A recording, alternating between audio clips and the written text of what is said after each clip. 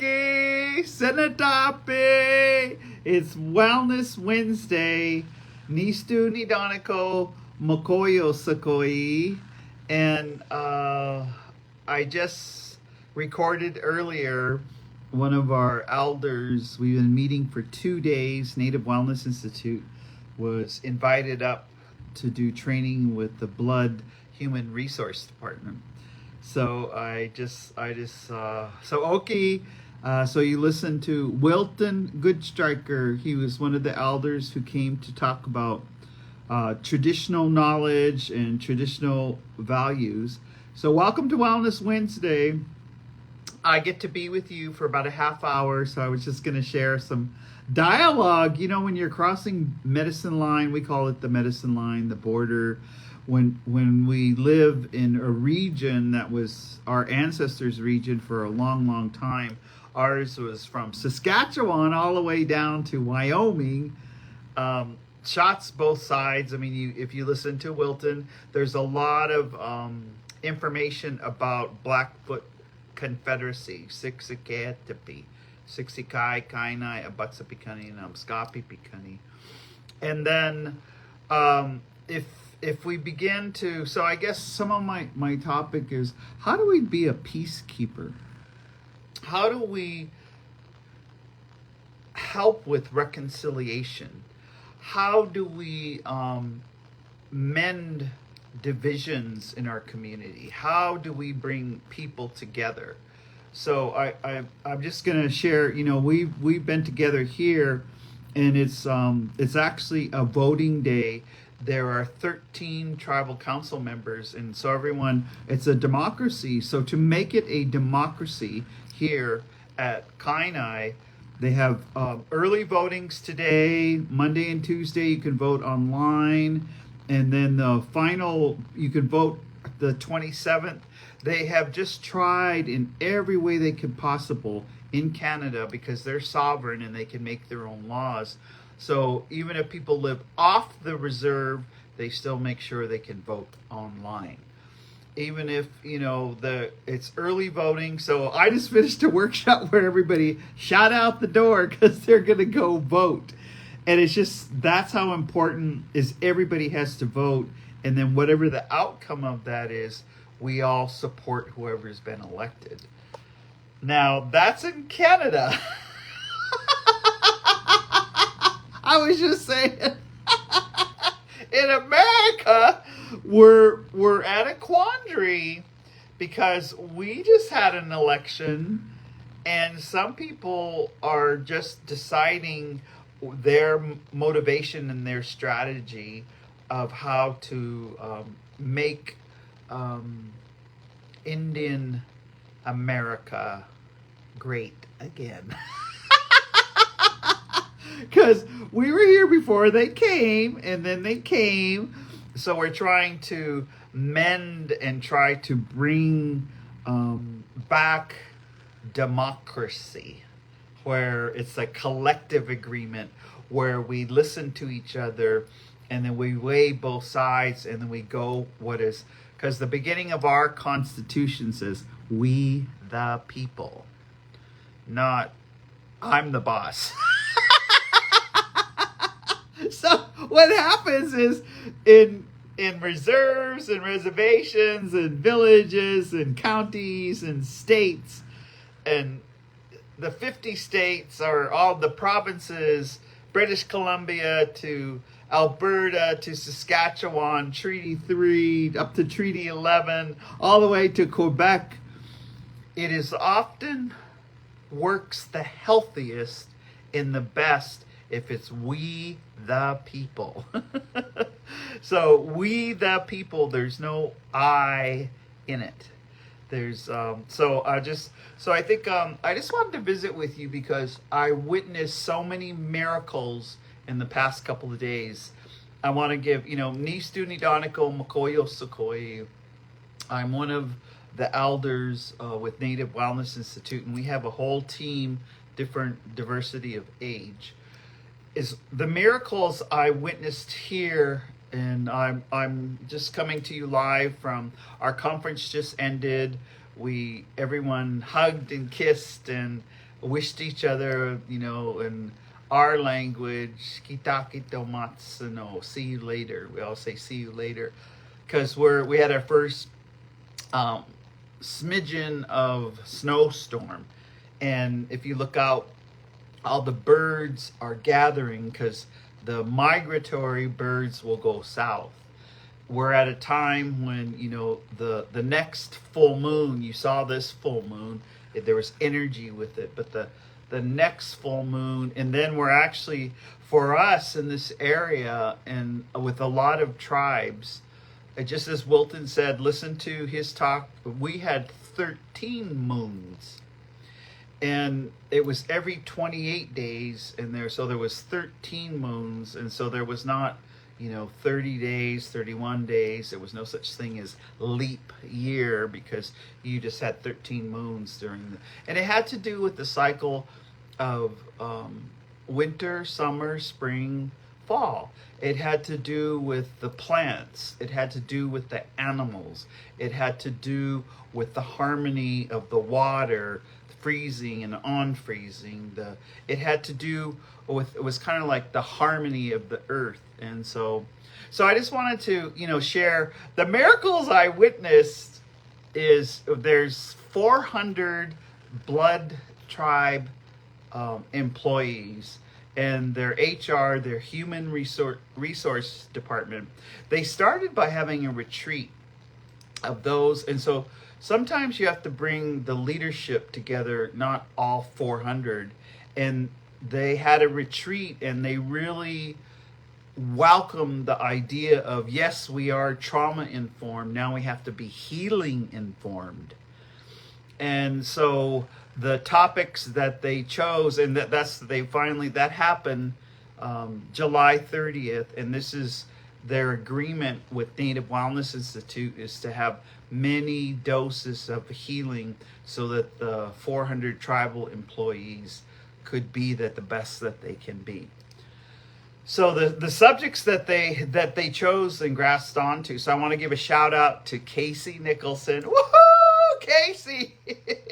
Him and Tatanka were just, rocking, and he got in his car, and there's a snowstorm. So we didn't know. He got in at Billings, and it's 6.5 hours he drove up here. Lori Newbreast drove up here through a storm. I left in the storm, but we all got here in a really safe and a good way.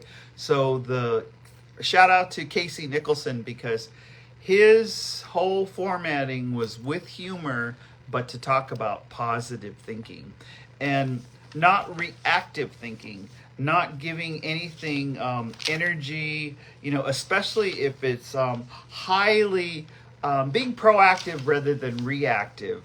So Casey just blew it up because he had the good humor. He came out, and all of his examples are like his comedy show. But then at the same time, he was serious, because Casey is part of our team, and he's been trained as a psychologist. He's got his master's degree, and he's worked with families, raising his own family, and he used the children, the youth that he's worked with as examples. And so, not being reactive, and one of the things I was just loving. This is examples. I had an awful day. My boss makes me so upset. Is this proactive or reactive, and why? So we would the things that people say, like, I did what I did, now I know better, and I will do better. It wasn't my fault. I was drunk at the time. Is that proactive or reactive? My yard needs cleaning, but the tribe never does anything for us. Is that proactive or reactive? Dang, I work hard to get that promotion. Guess I'll just have to keep working hard and hopefully get the next one. Is that proactive or reactive? Losing weight was easy as long as I stuck to my plan. Is that proactive or reactive? That stupid cop wrote me a ticket. Is that productive or Is that proactive or reactive? That's a hard decision. I think I need to pray on it. So that sometimes when things happen with us, pause, don't react, and say, that's a hard decision. I think I need to pray on it. I often hear elders, will go into the proactive. One of the best I hear from elders is, wow, thank you for putting all that energy into what you just told me. I can see how passionate you are, and I want to respect your passion. So I'm going to sleep on it. And in the morning, let's talk again. So that's like very proactive. Other statements. Diabetes runs in my family, so I have to eat healthy and exercise. That statement is more proactive. These are just examples that we jotted down for our participants. That's stupid refs. They cheated us. They always want us to lose. Is that proactive or reactive? It's reactive. And it's funny. I'm just as funny as Casey. How come I didn't get a comedy show? Is that proactive or reactive? So one of the things that Casey led us through is our mindset. In our mindset, we learn about us, and even our mindset to how we call ourselves. And so like one of the things that Casey said, when you look into the mirror and you get up in the morning, no matter how you look. And Jean Tagabon says this, Lavina Louie says this, Jalene Joseph says this, Shailene Joseph. We always, especially during the pandemic, we had several power hours. We had all of our training on Zoom. We would challenge people to look in the mirror. So I'm saying it to you now, as we're adjusting, whether you live in Canada or America, look into the mirror the next 21 days and just do the best job that you can. Look into your own eyes and say, I love you. Kitsikako in your own language. Fall in love with yourself to take care of yourself. And that Casey led us through, a lot of his work and his own life experience about if we don't do our healing work, one of the symptoms is to have panic attacks. And he was really good at describing when all of the things that prescribed to a man, providing for your family, having a job, working out, doing all of these things, and still having these panic attacks. And so I'll turn it to, I was thinking, wow, I hadn't thought about that. When I was a teenager was my most vibrant. There was so much hormonal change. I had so many pimples when I was 13 and 14. I was changing so fast. I had to have a dermatologist help me with my pimples. But that's on the outside. But on the inside, I was a teenager. I started my work with Berkeley Neighborhood Legal Services from 13 to 17 because I looked older. And I was working, I was going to school, and especially the last part, my mother raised us to go to college. And so I was being raised to go to college, so I had to have, it didn't need to be straight A's, but it had to be close. So then I have these hormones because I liked this boy and we were boyfriend and girlfriend. And so all of those stresses, plus I want to say I inherited epigenetically my parents' stress. Epigenetically, I inherited my grandparents' stress. And so that change, from like 1880 to dad being born in 1937 and mom in 1938, that was also inside of me. So, and I did not ding yesterday. So everybody in the room, we had 88 people in the room. Ding. they realize that they're carrying not only theirs, but how they were raised with their parents and their grandparents and their grandparents. And so so what Casey had us do was to learn mindfulness. And then Lori Newbreast came and we learned mindfulness rather than, we have to do the healing. So it was just so beautiful because, he had us learn to self-regulate. And again, self-regulation starts within the cradle board. Self-regulation starts with breastfeeding. Self-regulation starts with just a safe place to grow up where there's no drama or there's no trauma. No drama, no trauma. And so then, it is as Casey, and then Lori, her subject was lateral kindness. And there was a miracle in the room because we all knew what lateral violence is. We all know what bullying at work is. We all know what narcissism is. But we're better at dealing with narcissism now. So don't feel bad. You just Google flying monkey syndrome, and then look at how you take care of yourself. So it was interesting, so our next subject around lateral kindness. And, there was tension in the room because they're in an election and, the leadership changes, but their jobs don't change, but they can change in some tribes. Remember that. When new leadership comes in, they might bring in a whole new departments, etc. But this lateral kindness, the miracle is that at this gathering, every person got in contact with what is the behavior of lateral kindness. And what often elders, you hear them say, when you really like something, you should gift it, not hoard everything for, so that, and I was just, so I was looking at this morning, anyway, these earrings I got at our last Native Wellness Institute. And then I got some other earrings. So one of the pair I really loved, and I'll just say I really loved them. So today I said, put this in the raffle. And because I thought, practice it every day, something that you really like. And if you have a lot of things, give some of it away. If you have extra meat or extra food or extra clothes or extra, if it isn't like material things, what you say to people.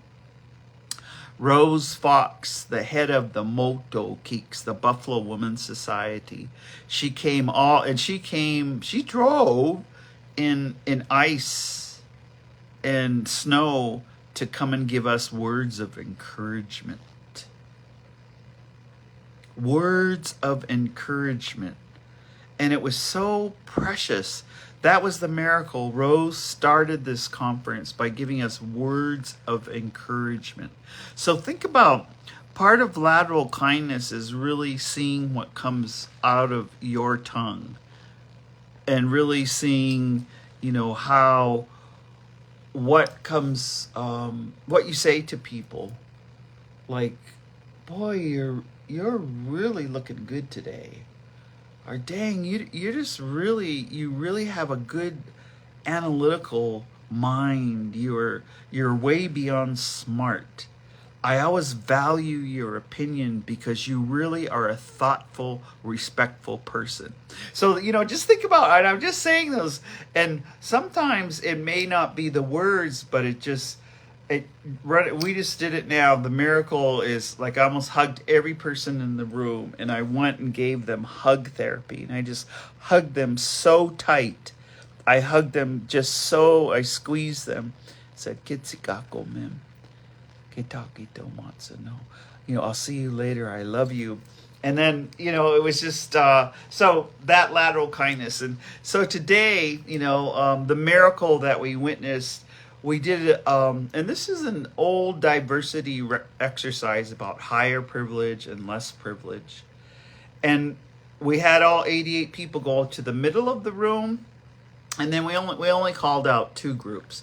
And the one group was, if you belong to someone who's been divorced in this community, this Kainai, this reserve, or this area, do you have lower privilege and higher privilege? And then some people stayed in the middle because and then we listened to several, at least 10 or more people, and what we realize is we need to listen to their story. One of the young gentlemen he was the first one to go, and he said, I think it's higher privilege to be able to divorce, because he said, my first relationship was so toxic, it kept me down, and I didn't have freedom to begin again until I got divorced and did more healing, and then I showed up as a better, healthier partner, and I'm in this partnership. And so there was back and forth, lower privilege.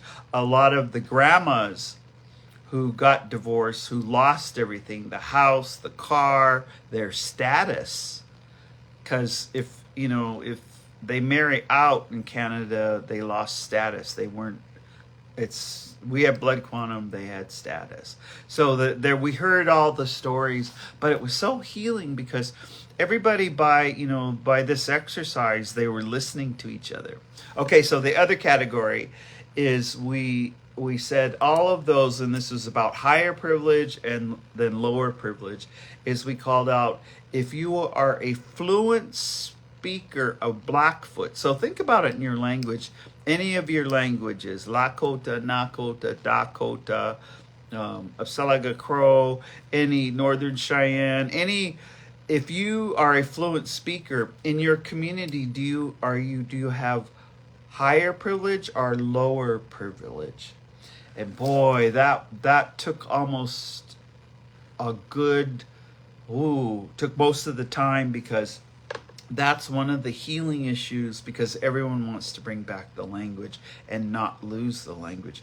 But we had a whole wall of fluent speakers, and we heard each person talk about the link. And that's why if you listen to Wilton before this, Wilton Goodstriker, you can see how important the language is. So it was I just wanted to come on and just tell you what was happening, because you probably looked and you said, hey, that's not Theta, that's I can shapeshift, but I can't shapeshift into Wilton Goodstriker or Roger Perry Chicken or Tony Delaney. I would like to shapeshift and be Rose Fox. Wow. I just admire her so much. I just have so much respect for Rose Fox.